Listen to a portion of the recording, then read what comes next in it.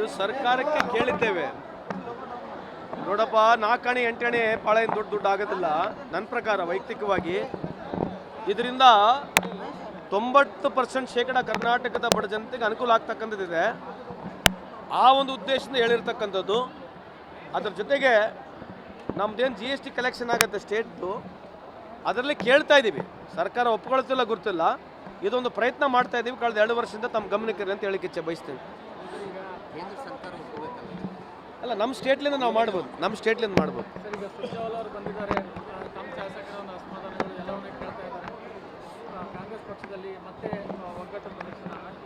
ಅಲ್ಲ ರೀ, ನೋಡಿ, 140 ಶಾಸಕರು ಇರ್ತಕ್ಕಂಥ ನಮ್ಮದು ಪಕ್ಷ ಇದೆ. ಅಸಮಾಧಾನ ಅಂತಕ್ಕಂಥದ್ದು ಸಹಜ. ನಾನು ಯಾವಾಗಲೂ ಅದೇ ಹೇಳೋದು, ಡಿಸೆಂಟ್ ಇಸ್ ಎಸೆಂಟ್ ಆಫ್ ಡೆಮಾಕ್ರಸಿ ಅಂತ ಹೇಳ್ತೀವಿ. ಅಂದರೆ ಭಿನ್ನಾಭಿಪ್ರಾಯಗಳು ಇರಲೇಬೇಕು. ಭಿನ್ನಾಭಿಪ್ರಾಯ ಇದ್ದ ತಕ್ಷಣ ಐತಂದ ತಕ್ಷಣವೇ ಅವರೇನು ಪಕ್ಷದ ವಿರುದ್ಧ ಇದ್ದಾರಂತಲ್ಲ. ಅಸಮಾಧಾನಗಳು ಇಂಥ ಒಂದು ಸಾರ್ವಜನಿಕರದಲ್ಲಿ ಹೇಳಿದಾಗ ಇವತ್ತು ಹೈಕಮಾಂಡ್ ಆಗಿರ್ತಕ್ಕಂಥ ನಮ್ಮ ಸುರ್ಜೇವಾಲಾ ಸಾಹೇಬರು ಬಂದಿದ್ದಾರೆ. ವೈಯಕ್ತಿಕವಾಗಿ ಅವ್ರ ಜೊತೆ ಮಾತನಾಡ್ತಿದ್ದಾರೆ. ಸೊ ಈ ಥರದ್ದು ಏನೋ ಸಮಸ್ಯೆಗಳಿದ್ದಾವೆ, ಆ ಸಮಸ್ಯೆಗಳಿಗೆ ಪರಿಹಾರನ ಕಂಡುಹಿಡಿತಾರೆ. ಈ ಕಲ್ಲಿದ್ದಲು ಗಣಿ ಹಂಚಿಕೆ ವಿಚಾರದಲ್ಲಿ ತಾವೇನು ಮಾತಾಡಿದ್ರಿ, DNA ಭ್ರಷ್ಟಾಚಾರ ಇಟ್ಕೊಂಡಿರುವಂಥ ಪಕ್ಷ ಪ್ರತಿನಿಧಿಸುವಂಥ ಲಾಡ್ ಅವರು ಏನೇನೋ ಮಾತಾಡ್ತಾರೆ. ಆಧಾರ ಯಾರು?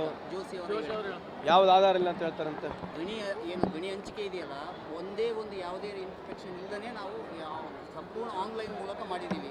ಅವ್ರ ಕಾಲದಾಗಿಂದ ಈಗ ಅವ್ರು ನೆನಪಿಸ್ಕೊಳ್ತಾ ಇದ್ದಾರೆ. ಅದೇ ಹೇಳಿದ್ದು, ಈಗ ಕರೆಕ್ಟ್ ಹೇಳಿದ್ರು. ಹೌದಲ್ಲ, ಕೋಲ್ ಸ್ಕ್ಯಾಮ್ ಆಯ್ತು ಅಂತ ಹೇಳಿದ್ರು. ಯಾರು? BJP ಅವರು. ಹೌದಲ್ರಿ? ಈ ಕೋಲ್ ಸ್ಕ್ಯಾಮ್ ವರದಿ ಯಾರು ಕೊಟ್ಟಿದ್ದಾರೆ? ಕೋಲ್ ಸ್ಕ್ಯಾಮ್ ವರದಿ ಯಾರು ಕೊಟ್ಟಿದ್ದಾರೆ? ಈಗ ಏನ್ರಿ ಕೋಲ್ ಸ್ಕ್ಯಾಮ್ ವರದಿ ಯಾರು ಕೊಟ್ಟಿದ್ದಾರೆ? ಕೋಲ್ ಸ್ಕ್ಯಾಮ್ ವರದಿನಲ್ಲಿ ಏನಿಲ್ಲ ಅಂತ ಹೇಳಿ 2G ಸ್ಕ್ಯಾಮ್ ಆಗಿರ್ಬೋದು, ಕೋಲ್ ಸ್ಕ್ಯಾಮ್ ಆಗಿರ್ಬೋದು, 11 ವರ್ಷ ಅವಧಿಯಲ್ಲಿ ಎಲ್ಲ ಅವರೇ ಮಾಡಿರ್ತಕ್ಕಂಥ ಇಲಾಖೆ. ಯಾರ್ದು ಇಲಾಖೆ? ಸರ್ಕಾರದ ಇಲಾಖೆಯವರು. ಇವತ್ತೇನು ಮಾಹಿತಿ ಕೊಟ್ಟಿದ್ದಾರೆ? ಏನು ಮಾಹಿತಿ ಕೊಟ್ಟಿದ್ದಾರೆ? There is nothing. ಯಾವ ರೀತಿ ಅಂತ ಫ್ರಾಡ್ ಆಗಿಲ್ಲ. ಮನಮೋಹನ್ ಸಿಂಗ್ ಸಾಹೇಬ್ರ ಹೆಸರು ಮೇಲೆ ಗೂಬೆಯನ್ನು ಕುಂದಿರಿಸಿದ್ರು. ಮನಮೋಹನ್ ಸಿಂಗ್ರವರಿಗೆ ಈ ದೇಶದ, ಈ ಪ್ರಪಂಚದ ಒನ್ ಆಫ್ ದ ಫೈನಾನ್ಷಿಯಲ್ ಟೆಕ್ನೋಕ್ರಾಟಿಗೆ ಟೆರರಿಸ್ಟ್ ಅಂತ ಹೇಳಿದ್ರು ಇವರು ಪುಣ್ಯಾತ್ಮರು. ಅದ್ರ ಬಗ್ಗೆ ಕ್ಷಮೆನೂ ಕೇಳಿಲ್ಲ. ಯಾವ BJP ಸರ್ಕಾರದಲ್ಲಿರ್ತಕ್ಕಂಥ ಪ್ರತಿಯೊಬ್ಬರು, ಪ್ರಧಾನಮಂತ್ರಿ ಸಾಹೇಬರು ಕೂಡ ಇವತ್ತು ನಮ್ಮ ಮನಮೋಹನ್ ಸಿಂಗ್ರವರು ಅವರಿಗೆ ಟೆರರಿಸ್ಟ್ ಅಂತ ಕೂಡ ಹೇಳಿರ್ತಕ್ಕಂಥದ್ದು ಇದೆ. ಬೇಕಿದ್ರೆ ತೆಗೆದು ನೋಡ್ರಿ.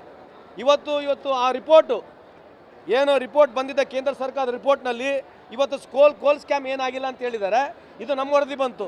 ಇವರು 11 ವರ್ಷದ ಅವಧಿಯಲ್ಲಿ ಯಾರ್ಯಾರಿಗೆ ಎಷ್ಟೆಷ್ಟು ಮೈನಿಂಗ್ ಕೊಟ್ಟಿದ್ದಾರೆ, ಯಾವ್ದು ಎಷ್ಟು ಇಂಪೋರ್ಟ್ ಆಗಿದೆ, ಕೋಲು ಕಳೆದ 10 ವರ್ಷದಿಂದ ಎಷ್ಟು ಇಂಪೋರ್ಟ್ ಆಗಿದೆ, ಇದ್ರ ಬಗ್ಗೆ ಮಾಹಿತಿ ಕೊಡ್ತಾರೆ. ಕೇಳಿ, ಅದ್ರ ಮುಂದೆ ಮತ್ತೆ ಚರ್ಚೆ ಮಾಡೋಣ ಅಂತ.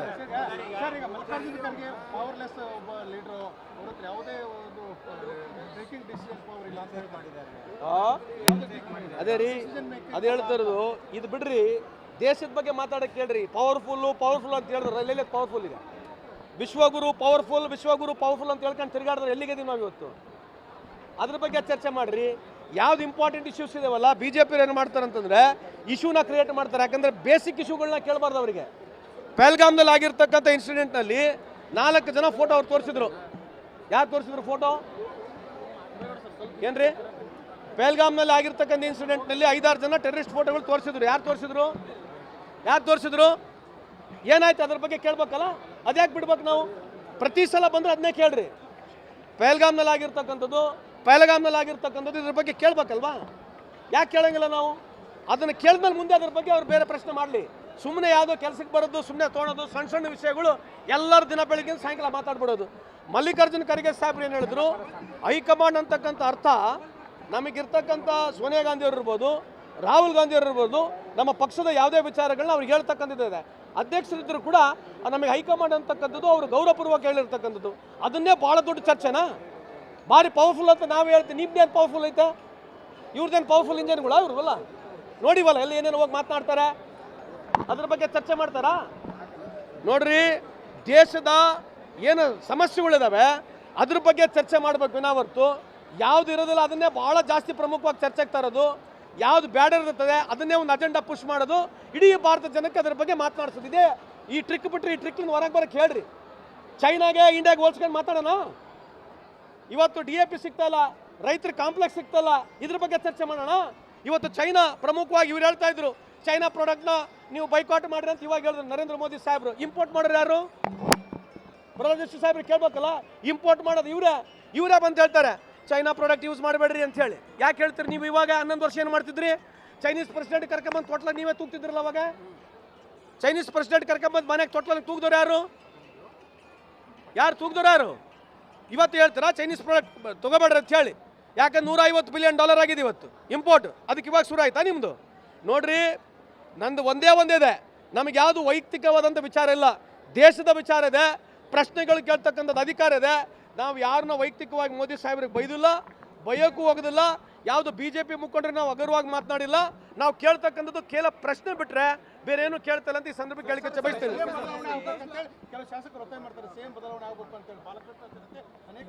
ಪ್ರಧಾನಮಂತ್ರಿನೂ ಬದಲಾಗಬೇಕಂತ ಇವರು ಬೇರೆ ಬೇರೆ ಒತ್ತಾಯ ತರ್ತಾರೆ. ಅದ್ರ ಬಗ್ಗೆ ಮಾತಾಡ್ತೀರಾ? BJPಯಲ್ಲಿ ಕೂಡ ಇದ್ದಾರೆ, ಪ್ರಧಾನಮಂತ್ರಿ ಬದಲಾಗಬೇಕಂತಿದೆ, ಅದ್ರ ಬಗ್ಗೆ ಚರ್ಚೆ ಮಾಡ್ತಾರಾ? ಅದನ್ನು ಕೇಳುವಾಗ ಮೊದಲು BJP ಕೇಳ್ರಿ.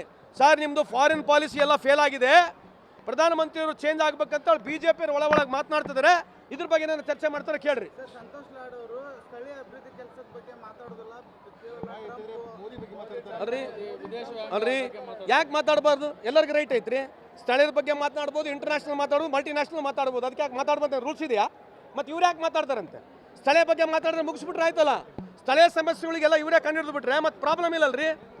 ನಾವು ಯಾಕೆ ಮಾತಾಡ್ತಿಲ್ಲ ಅಂತಂದ್ರೆ, ಈ ದೇಶದಲ್ಲಿ ಸ್ಥಳೀಯ ಸಮಸ್ಯೆಗಳಿಗೆ ಯಾವುದು ಇಲ್ಲ, ಎಲ್ಲ ಪರಿಹಾರ ಕಂಡುಹಿಡಿದ್ಬಿಟ್ರೆ BJP ಅವರು. ಸ್ಥಳೀಯ ಸಮಸ್ಯೆಗಳು ಏನಿಲ್ಲ ಈ ದೇಶದಲ್ಲಿ, BJP ಅವರೆಲ್ಲ ಪರಿಹಾರ ಕಂಡುಹಿಡಿದ್ಬಿಟ್ಟಾರೆ. ಅದಕ್ಕೆ ನಾವು ಬೇರೆ ಮಾತಾಡೋದು ಅಲ್ವಾ? ಈಗ ಏನಾಗಿದೆ ಅಂತಂದ್ರೆ, UP ಬಿಹಾರ್ನೆಲ್ಲ ಹೋಲ್ಸ್ಕೊಂಡು ನೋಡಿದ್ರೆ ಪರ್ ಕ್ಯಾಪಿಟಲ್ 42,000 ರೂಪಾಯಿ ಇದ್ರ ಬಗ್ಗೆ ಕೇಳ್ರಿ ಹೋಗಿ. ಸ್ಥಳೀಯ ಸಮಸ್ಯೆಗಳ ಬಗ್ಗೆ ಮಾತನಾಡ್ತಾರಲ್ಲ, 30 ವರ್ಷದಿಂದ BJP ಇದೆ ಬಿಹಾರ್ನಲ್ಲಿ. UPನಲ್ಲಿ 30 ವರ್ಷ ಆಯ್ತಿದ್ದು, ಹೆಚ್ಚು ಕಮ್ಮಿ 15 ವರ್ಷ ಆಗಿ ಬಂತು. ಇವ್ರು ಕೇಂದ್ರದಲ್ಲಿ ಇದ್ದಾರೆ, 10 ವರ್ಷ ಆಯಿತು. ಪರ್ ಕ್ಯಾಪಿಟಲ್ ಇನ್ಕಮ್ ಬಗ್ಗೆ ಏನಾದ್ರು ಮಾತಾಡ್ತಾರಾ? ಸುಮ್ಮನೆ ಏನೋ ಬರೋದು ಹೇಳೋದು.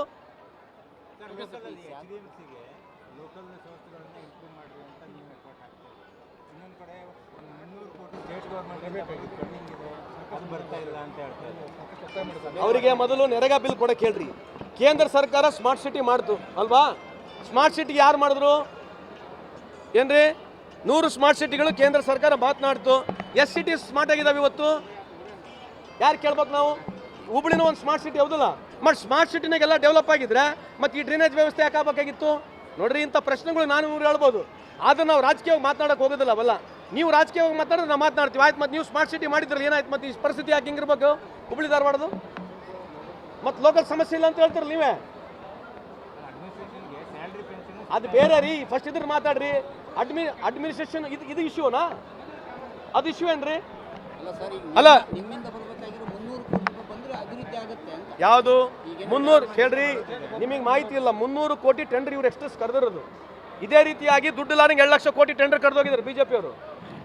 ದುಡ್ಡು ಇಲ್ಲಾರಂಗೆ, ದುಡ್ಡು ಒದಗಿಸಲಾರಂಗೆ 2 ಲಕ್ಷ ಕೋಟಿ ಟೆಂಡರ್ ಕರೆದೋಗಿದ್ರು. ಮೊನ್ನೆ ಮುಖ್ಯಮಂತ್ರಿ ಅವ್ರು ಹೇಳಿಲ್ವಾ? ಈಗ 300 ಕೋಟಿ ಟೆಂಡರ್ ಕರೆದವ್ರು ಯಾರು ಆಡಳಿತ ಯಾರ್ದಿದೆ? ಆಡಳಿತ ಯಾರ್ದಿರೋದು? ಕಾರ್ಪೊರೇಷನ್ ಆಡಳಿತ ಯಾರ್ದ್ರಿ? ಮತ್ತೆ ಹೆಂಗೆ ಕರೆದು ಟೆಂಡರ್ ಎಲ್ಲಿ ಹಿಂಗೆ ಕರೆದ್ರಿ? ಮತ್ತೆ ಯಾರು ಕೇಳ್ಬೇಕಿದ್ರು ಪ್ರಶ್ನೆಗಳು? You should ask right question to the right people, not me. Okay sir. Guarantee news, ಸುದ್ದಿ ಖಚಿತ, ನ್ಯಾಯ ನಿಶ್ಚಿತ.